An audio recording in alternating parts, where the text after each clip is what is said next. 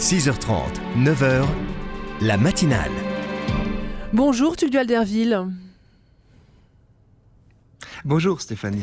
Alors Tugdual, il y a quelques années, vous avez fondé une très belle association qui s'appelle À Bras Ouverts, qui permet à des personnes valides et à des personnes porteurs d'un handicap de vivre de grands projets. Cette histoire, vous l'avez racontée dans un livre et c'est Jean Vanier qui préfaçait ce livre. Et aujourd'hui, comme beaucoup, vous voulez rendre hommage à Jean Vanier. Oui, je veux rendre hommage à Jean Vanier qui était pour moi, comme pour tant d'autres, un ami, et surtout l'ami des pauvres et des petits, et bien sûr un grand et véritable ami de Dieu.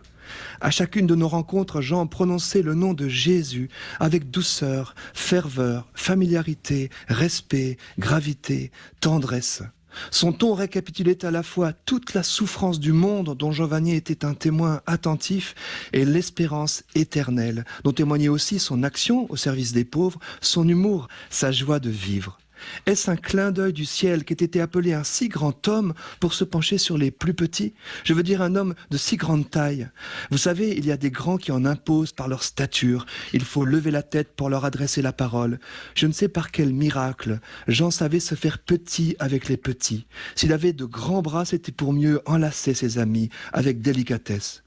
Je suis devenu son ami il y a 30 ans. Il avait déjà dépassé l'âge que j'ai aujourd'hui et je crois qu'il avait largement entamé son travail de diminution. Comme le prophète Jean-Baptiste, qui savait devoir diminuer pour que grandisse Jésus, Jean Vanier n'a cessé de travailler sur lui-même pour s'adoucir et s'humaniser. Il disait ses faiblesses. Il préférait que chacun reconnaisse ses difficultés et ses blessures plutôt que ses prétendus succès. En quittant la direction de l'Arche, il avait renoncé à tout pouvoir. Jean Vanier était certainement au départ une personnalité forte, un officier, un philosophe, un leader. Pour répondre à l'appel à la vie avec les pauvres, les fragiles, les rejetés, il a choisi de se laisser désarmer, jusqu'à leur ressembler. Il était vêtu simplement, habitait une petite chambre tout encombrée de livres et de documents qu'il laissait en tas sur le sol. Et puis quand il ne sillonnait pas le monde à la rencontre des personnes éprouvées, détenues, malades, pauvres, handicapées, il recevait inlassablement à Trolly, à l'écart de l'agitation. Ces visiteurs venaient confier leurs peines ou leurs projets. Il les écoutait avec gravité, intériorisait leurs mots avec respect avant de prodiguer des conseils d'une voix douce. Il établissait volontiers des liens entre ses nombreux amis. Et puis, ultimement, il priait.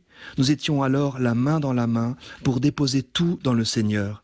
Et c'est dans ce silence que se révélait sa source et sa force. Jésus, consolateur, humble de cœur, son ami, son grand amour. Adieu Jean et merci. Merci beaucoup Tugdual Derville. Les obsèques, la messe d'adieu de Jean Vanier sera célébrée jeudi à 14h. Vous pourrez la suivre sur rcf.fr.